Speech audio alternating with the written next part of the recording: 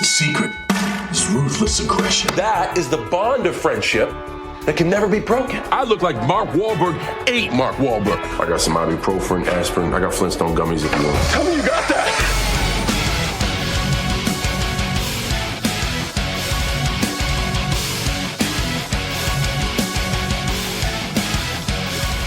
Welcome back, everyone, and just like a surprise John Cena return, it is Mike McGuire and Joe Aguinaldo. And we are back for another edition of We've Seen a Movie on the McGuire on Wrestling Podcast Network. Thank you for being here. If you're subscribed already, appreciate that. If not, consider doing so. McGuireShow.com is where you can find everything. And Joe, it's been a minute since you and I have done one of these together as we enter episode 3 of our movie review of the career of one John Anthony Felix Cena. Yeah, it's been a bit. It's been a minute. There's been a lot of life going on. Maybe a little bit too much, actually. You got kids graduating. Work is crazy, I know. And I myself, I moved studios again. You know, it's not the life of Mike McGuire unless I'm moving somewhere at least every few months. It's like the 5th time now or something. Yeah, but you got to admit, this one's looking pretty dope, right? Like, your studio's looking mint. People can't see it. We're going to debut it tomorrow, which means nothing whenever you're listening to this because it won't be in the linear time frame of when this happens. So we can go ahead and talk about it. The reason why I've been working so hard to get this done is because on the show, on the podcast feed, we will have had the Learning Tree Chris Jericho. Nice. So I wanted to get everything nice and ready and primed and you know, like, I mean, dude, walls had to be painted, gear had to be installed. It's nuts. Like, as soon as I'm done talking to you now, I'll be painting more just to get everything done and ready. But I mean, the pictures that I've seen of it, it looks pretty slick. It's coming along pretty nice. We're making this a real thing here, and it's all thanks to the support of the listener out there. You know, we were talking about this beforehand. We were going to make this evergreen, like you can tune in whenever and listen to the John Cena movie review, which if you want to, you can go ahead and skip ahead. But, you know, one of the things that made Tuesday Morning Cooked so great between you and I was the fact that we would just kind of catch up on life and just have a moment together. And I've really missed doing that with you. So, I mean, I think one of the big things we have to bring up is the fact that you are now the father of, is it a university graduate? Yeah, college graduate. College graduate. Okay, yeah. Fair enough. Well, whatever, man. Post-secondary. That's a big deal, dude. And the thing is, my other kid just turned legal. He's 19. So I have adults in the house. Dear Lord. And they're adults in 2024 Canada, which means that they're probably still going to be living at home for a while. Well, like my youngest, who's 19, is just going into second year university, so he still has a bit to go. Yeah, and that's not a knock on them at all. I mean, just the way the world is right now. I mean, it's absolutely crazy. But how you been? How's Joe been? Because we never talk about just Joe. Very tired. It's been a bit of a trying time at work, but we're getting through it. Well, you're that guy that everybody loves too, but also everybody kind of counts on. So I get that. For those that don't know, Joe works in the inner workings of a big entertainment company, and yeah, and it's been interesting to say the least. Yeah. Well, I got to tell you though, you know this because we've talked offline, but like I took a little bit of time off wrestling, and I've only recently started watching in earnest again. Yeah, so it's been interesting to see what's been going on. Well, as we talk about this, like AEW is going to be in Calgary this Wednesday, which is honestly tomorrow, or no, the day after tomorrow. Pretty much. You know, this is probably the first time in a while I'm actually really looking forward to a TV card they've put on, just because the way the matches are shaping up and everything. And I don't know, we had Dave Meltzer on the main show a little while ago, and he was talking about how they seem to be kind of getting their poop in a group, so to speak. And we'll see what happens. I hope so. I mean, like, you know, there was that weird period, you know, for the last few months where it was kind of like, what are you guys doing? But it looks like, I hope that they've repointed the ship in the right direction. This is also the same week as we record as WWE's Money in the Bank happened, where Drew McIntyre cashed in and was cost the title by CM Punk. All ego Ethan Page is your NXT champion. Yeah, baby. Which is crazy. I love that. I'm so happy for that guy. I am too, man. I always liked him in AEW. I just thought he got the raw deal, man. And a bit of a message sent, maybe. Yeah, to be honest, let's be real about it here.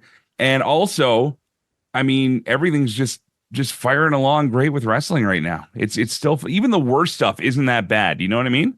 Yeah, like I mean, there's going to be things that you don't like, which I get. Everyone has their opinion on certain things, but for the most part, there's something for everybody right now. And if you're not happy with wrestling, you're not a wrestling fan, because there's a lot of stuff, some good stuff going on. Of course, the biggest news as we record this episode of We've Seen a Movie, the subject of our very own podcast here, John Cena would announce that he is going to be retiring from WWE, performing, competing, coming up in 2025. Your thoughts on the big announcement? If this is in fact true, and this is, partly that cynical wrestling fan in me, like, the dude has done it all in the last, whatever it's been, 20 years. And, I think he deserves his flowers. If he wants to go out like the way he's going out, I say all the power to him. Now, the other question we're posing out there is, do you think John Cena will get that 17th title reign during this last run? You know what? I'm going to say yes, because it's John Cena. This is going to sound real weird, but I think if Ric Flair wasn't sort of the Ric Flair of today, they might want to keep that record sacred. But because of the stuff Ric Flair's done, I could see where they might go, you know what? Let's break it. And like, look at what they did with Roman, where they gave him, the whatever it was, third or fourth longest title reign. So now you've got like one of their stars, one of the Triple H stars is in the record books. So I can see where they might do that for Cena. I think that'd be an amazing send-off if they did that. And I don't think anyone would be angry about that if they did do it. As much as Triple H loves Ric Flair, and we know that too, I think that even he would have to agree that having a John Cena as your most winningest champion of all time is probably better on the overall social record. Absolutely. Especially in a company that's trying to distance itself from rampant allegations of misconduct over the years. But yeah, I mean, John's honestly, he's the Boy Scout, he's kind of the perfect guy for it. And even his worst controversies don't come close to no, not at anything that's happened with Flair. So, all right. Well, we are here to review another John Cena movie. We started with what was one of his latest in Ricky Stenicki at the time. Then we went back to his first major starring role in The Marine. Joe, where are we going this time? We are going with Hidden Strike. Remind me, which one of us found this movie? Was it me or was it you? I don't remember, but one of us contacted the other and we're like, dude, Cena's in a movie with Jackie Chan. And then we were like, what? Okay, we got to do this one next. I'm pretty sure I found it, but then you got all behind it. Yeah. I think that was it because it was a Jackie Chan flick, and I'm a Jackie Chan fan, right? So, yeah. And then we actually agreed to do this 2 months ago. Something like that. And then it's just been kind of, as you said, life got in the way. A lot of life. So without further ado, Joe, are you ready to jump in and take a look at John Cena's Hidden Strike? Let's go for it. Put your seatbelt on. Hey. Slow. And put in the hole. It's a team of international criminals. The biggest oil heist in history. It's not personal. These guys are a little bit on edge. You guys do nicknames? Bald Eagle. Tomb Raider. Full disclosure, there's a lot going on here. I think they're gonna shoot you. Why? Because the first time I see you, I wanted to shoot you. Allez-moi ces enfoirés! See? I'm just taking back what they owe us. Looks like we got ourselves an old-fashioned standoff. You go high, I'll go low. Okay.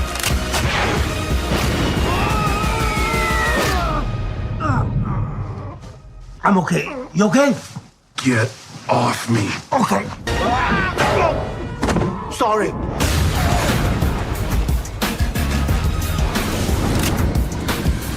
All right, a lot going on there. Let's start off with our 5 movie facts of doom. Hidden Strike was released in 2023. It was directed by Scott Waugh. The studios, and I say studios that put it out, because if you watch the opening credits to this movie, there's about 100 of them. It's like something like that. It's a ridiculous opening credit scene. The Chang Chun Film Studio, XYZ Films, Films Housia Film Distribution, Epitome, Talent International Media, Flame Pictures Company, and I know there's about 10 other ones. And I'm not joking about the 10 other ones. Yeah. When you watch this, it's like the biggest graphic screen in the whole intro. All right, this is where we get to the interesting facts here. This was made on a budget of allegedly $80 million. Woo. That's a lot of money. A lot of stuff blew up in this movie. According to reports, it grossed $917,381. Wow. Now, we need to put a bit of a asterisk on this. That was based on numbers. The film was released in the United Arab Emirates. Okay, it was not released internationally until it got sold to Netflix for international distribution, which is how we're seeing it here in North America. But yeah, that's a lot of money, less than $80 million. I mean, it didn't even make seven figures. Like, come on. Yeah. They can't even say they made $1 million, you know? So yeah.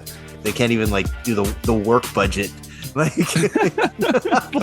they basically made enough to almost cover catering. Almost. Nevertheless, the movie stars Jackie Chan, Chun-Roy Ma, and John Cena. Now, in a switch of format here, which made a lot more sense when we thought about it, Joe said, hey, why don't I do the notes and you come in with the banter, which I'm all for. And Joe, I think you're probably a little more comfortable with as well. Yeah, I mean, anyone who knows me knows that I suck with banter and I have no pop culture. So I don't think you suck at banter. I do agree that you know nothing about pop culture, but zero. Either way, let's take a trip. Let's take a trip. Okay, so the first scene, it shows a team landing at an oil refinery, and we've got a voiceover explaining that this team is a private security firm. And they've been asked to extract and escort employees from a Chinese-owned oil refinery to safety because they've been attacked by, or they've been experiencing mercenary attacks. And the security team is led by Jackie Chan's character, Dragon Lao. Now, next scene, we cut to somewhere in the desert, Middle East somewhere. We're introduced to Chris Van Horn, who is played by our man, John Cena. And he's meeting with his brother and his brother's mercenary team, Henry. I think that was his name. And his brother offers him one last job to go after someone in the past who had previously attacked them. We should say, first of all, that we're introduced to John Cena's character, Chris, what? Van Horn? Van Horn, yes. Yeah. Van Houten, like Millhouse. Chris Van Horn is standing on the back of a pickup truck, and he's pulling a Kramer. He's shooting golf balls off into the distance. The best part about this scene, and it's a very subtle line, but it's probably the funniest joke in the entire movie, is that he talks about the swing that he has, strikes the golf ball, and he's talking about how it looks good, it looks all right, and it ends up in the sand. He's in the desert. It's always going to end up in the sand. Okay, it's such a great line that I don't even know how many people catch it. But I thought that's brilliant. Okay, so since we're talking about this particular scene, I actually, as a fan of nicknames, I also appreciated this scene because during this scene, Cena tries to give his brother's team a bunch of nicknames, and I just thought that was ridiculously stupid, which to me is funny. So yeah. I appreciated that. The brother pulls up with his mercenaries, and they all look like a bunch of goons. One guy has like his entire face tattooed. Yeah. And he had like, what was it? Like 3 different like, graffiti scribbles. And then the one girl he named Tomb Raider was perfect because she was that was well done. Yes. Lara Croft cosplay. And then I don't even remember what the other ones are, but yeah, I mean, it was that weird John Cena humor where he says things that you think he's being serious, but then you realize he's not. Yeah. And well, and the thing is too, it was John Cena being John Cena. Like, yeah. You know what I mean? You could hear him saying that in a wrestling promo against say the Miz or something. Yeah. Yeah, for sure. Yeah, this definitely wasn't a character stretch that way for him. This wasn't as bad as the Marine because at least he had some personality in it. Yeah. But again, you're right. Not a character stretch at all. I wasn't coming here for deep dramatic acting or crisp dialogue. So no, not at all. So it was all good, but please continue. Okay. So anyways, his brother offers John one last job to go after someone who they had previously had a past with, but Cena refuses. Okay. And then later on in that scene, we see Chris Van Horn. He's in a village trying to help that village get water. And his buddy Owen talks about potentially paying for said water. And Cena is sort of sitting there trying to figure out where the hell is this money going to come from. Now, we find out later on that he joins his brother on the job that he initially refused for the money. Okay. We should establish, sorry, I'm eating while we do this because I'm a professional broadcaster. But we should establish that this was also a way they had to bribe a major corporation. So the number was $100,000. $100,000. Yes. Yeah. To bribe this company. So it's one of those things where he's already turned down the job, but he's like, oh crap, I got to make this money to help my village. So I guess I'll go sign up for the dastardly deeds. That's about as much spoilers as I'm going to get to, because like I don't want to spoil the movie too much. But well, that's the premise anyways. Yeah, like so this sets up the rest of the movie with the next scene going back to Jackie Chan's character starting the extraction mission.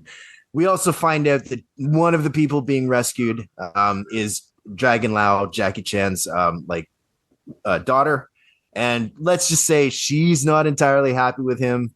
So as the mission starts, the extraction team encounters a team of mercenaries, and this is basically where the fun and frivolity of the action movie begins. All right. I have to say the daughter was probably my favorite character in this movie. She was pretty good, actually. Good actress. I found her to be the only kind of real character in this whole thing. Maybe a little bit, yeah. But everything else is so over the top. I mean, first of all, okay, Jackie's character's name is Dragon. Okay, let's settle down right off the hop here. I don't know if that's a common name, and I should because I'm half Chinese, but I was not named Dragon when I was born. No. But nevertheless, he is this super skilled, super fighter guy, and basically they have to do a move of people to avoid these terrorists that are going to come in, because they're being labeled terrorists on one side, they're being labeled as rebels on the other. Yeah, exactly. Had almost a Star Wars vibe to it. That's a bit of a stretch, but okay, I'll go with that. This whole movie's a bit of a stretch, trust me. Okay. Oh, by the way, this movie was also known as Project Extraction in some other markets. Oh God. Because it's an X-traction, but it was just the letter X. Yeah. Talk about nicknames. So they have to get all these characters out of one spot to another. Some interesting special effects, some interesting laws of physics applied to this movie. Yeah, maybe a little bit of a stretch on some stuff. But the hidden strike comes in the form of a sandstorm, we'll say, a man-made sandstorm. Right. Which is obvious the second they start talking about it, because they're like, there's no storm supposed to be here. How's there a storm here? There's nothing on the radar. Blah, blah, blah, blah, blah. Like, okay, we get it. Yeah, for sure. Okay. Another thing about this movie, too, and nothing against this, I mean, it's in Mandarin and English, and a lot of it is in Mandarin as well. So if you hate reading subtitles, this movie probably not for you. I had to go back and watch it a couple times just to catch up on the subtitles, because I'm one of those like passive viewers, you know. I'll have the movie on in the background sort of thing. And with a plot this deep, I didn't really need to pay that much attention, except for when the Mandarin dialogue was kicking in. You know what? It's funny you say that, because I don't mind reading the subtitles, because it's like, then I don't have to listen. Right. So, so when the subtitles came on, I was like, hey, you know what? It's as weird as this is going to sound. That's when I paid the most attention. But anyway, because that's when, again, you have to. You have to read. You have to know what's going on. Otherwise, it's and in this movie, it was a case of like, okay, there's some serious stuff that's going to happen in Mandarin, so we better pay attention. Yeah, and you know what? Kudos to Cena for his him talking in Mandarin. I thought some of those scenes were pretty funny. You know, when he's like, don't call me an idiot or whatever it was. Like, or when Dragon Lao realizes that Cena understands him. I thought that was pretty good. It was like George Costanza's father in the nail shop. And you might not get that reference either. Do you remember that episode where I do, yeah. He knows everything that they were saying about Elaine or whatever? Yeah. That's just for our man Matthew Smith and Tips McGee, the two Seinfeld experts. But it has its ups and downs. Overall, it's kind of like the Marine, where it's just blow them up, everything going crazy, impossible fight scenes. A lot of what do they call that too? Rope effects. Yes. You know what I'm talking about? Yeah, Where I it's think, like, yeah. remember when what was it? Hidden Tiger, Crouching Tiger, Hidden Dragon. That's the one. Thank you. Yeah, okay. Yeah. Crouching Tiger, Hidden Dragon. That's when we first really saw rope art and rope stunts really make it. Yeah, to a major screen. we're like, Chow Yun Fat. It's like, running across buildings and like in single bounds and stuff. Yeah. Yeah, and there were some of that used for the lifting of certain individuals. Yeah, maybe a little bit. Not saying that John Cena couldn't do it. And, I will say that Jackie Chan probably couldn't do half of what he was shown doing anymore. No, not at his age either. So anyway, please continue with the film. Okay, so later on in the movie, we actually find out who the true heel of the movie is, and we get our Dragon Lau and Chris Van Horn. That basically involves like a tense game of catch. You're kind of, your prototypical misunderstanding between the good guys, and then you've got like a strength versus speed type of fight, and then the eventual team up of the babyface tag team. I like how you're literally calling this like a wrestling match review now. pretty much. Look, Team MOW. I got to put some wrestling in here. Plus, and there's the hot tag. So as the movie progresses, we find out some of Chris and Dragon's backstory.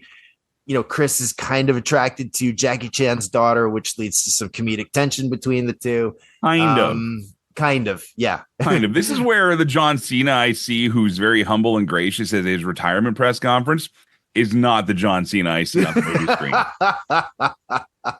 And especially if you go to the blooper lines at the end of the film. Yes. Yeah, actually, oh my God. But we'll save that for later. I was going to bring that up. So anyways, I'm going to fast forward. The last 30 minutes is basically Cena and Jackie Chan teaming up to take down the mercenary team. Lots of explosions, lots of action as you'd expect, way over the top. One-liners, a truck with a jet.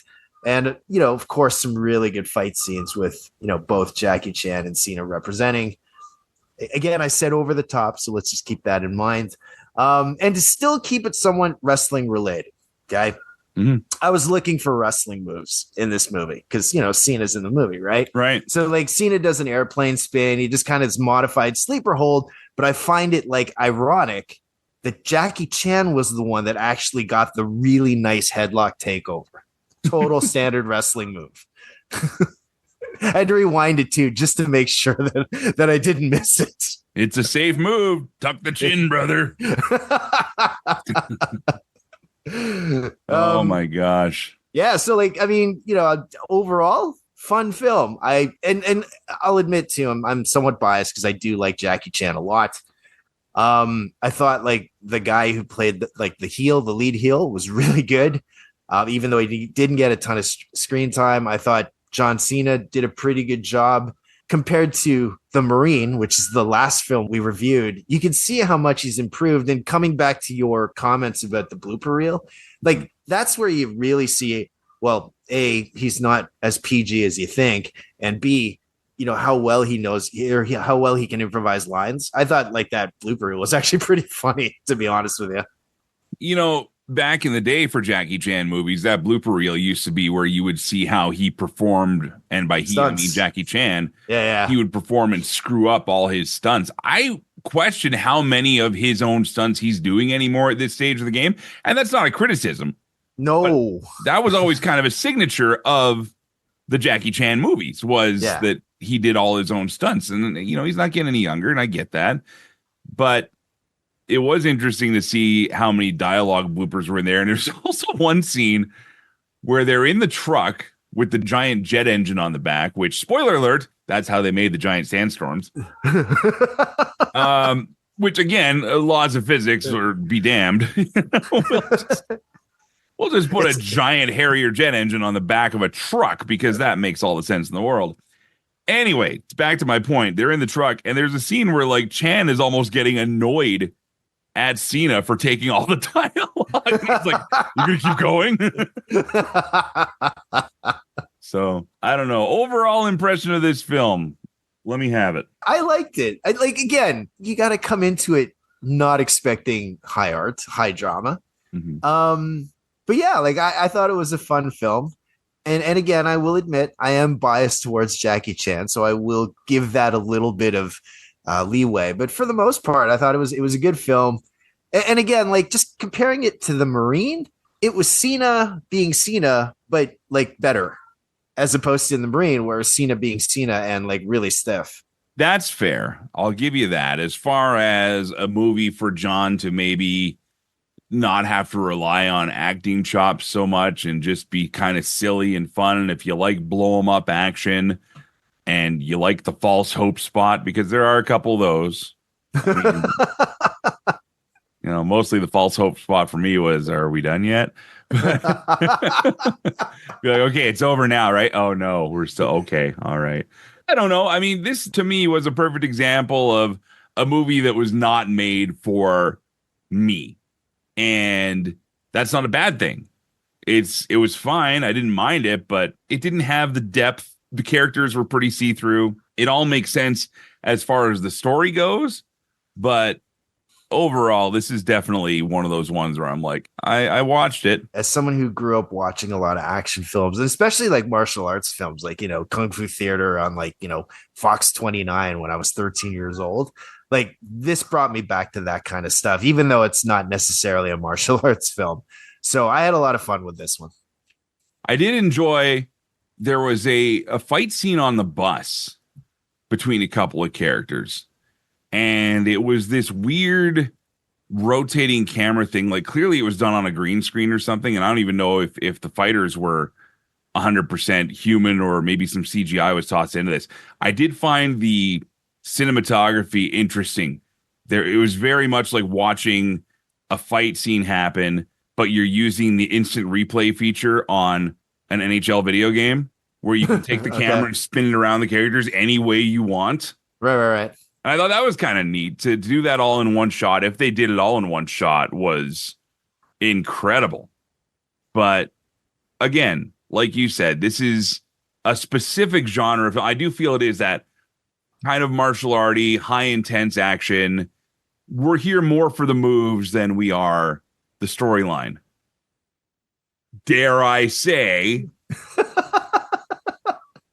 an AEW versus WWE film.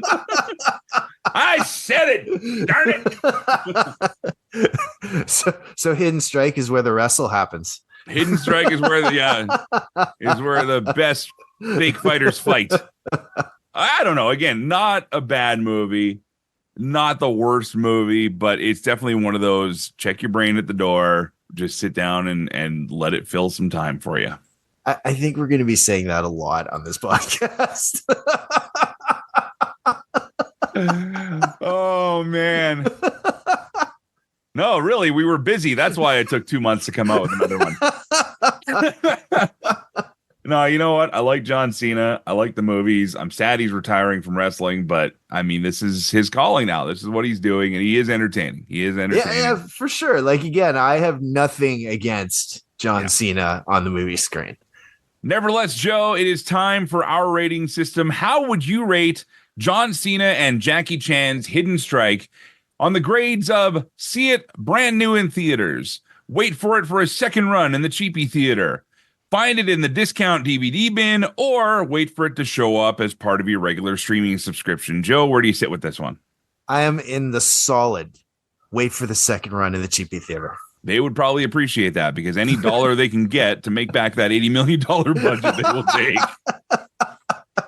I paid $3 to get in. Well, we get one of those, right? Oh, dear. Man, I don't even think this is one that makes it to DVD, honestly. But then again, they put everything on DVD still. It's just harder to find in some places. You know what? I'm comfy with where it lives now. I'm comfy with where it lives on a streaming service. There's not a gun to your head to watch it. I'm not going to feel disappointed because I didn't pay anything extra to watch it. Fair. I didn't waste an entire night going out. Like I could pause if it was getting dumb and I had other stuff to do. I could do it, come back, finish it off. Which, by the way, was also a reason we were delayed on this because I work mornings. I've been rebuilding a studio and all this other stuff's going on. So I had to actually get through this movie about 4 times to actually finish it without falling asleep. Either way, there you have it, friends. That is our latest edition of We've Seen a Movie. Appreciate you being here. Love your feedback as always. Find the post on our Team MOW McGuire on Wrestling Facebook page. You can find Joe and I both on social media. You can reach out to us there. You can email the shows, McGuireShow@yahoo.com. And of course, if you'd like to leave a tip, it's never mandatory or requested. You always get our content for free, but there's options for you, including leaving a tip at McGuireShow.com using PayPal. Joe, anything else you want to say? No, man, I think I'm good. We just got to figure out what our next movie is. Yeah, you know what? You're choosing this time. All right, I do think fine. we need to go I'll back into the earlier films. So okay, then let me check the catalog and I'll put a suggestion out there. Thankfully, there's no more Marine movies we have to watch with John Cena in them. No, thank God. All right, everybody. On behalf of Joe Aguinaldo, this is Mike McGuire. Thank you for checking out We've Seen a Movie. Until next time, thanks for listening, letting us do what we do. Play safe, drive safe, happy. See ya.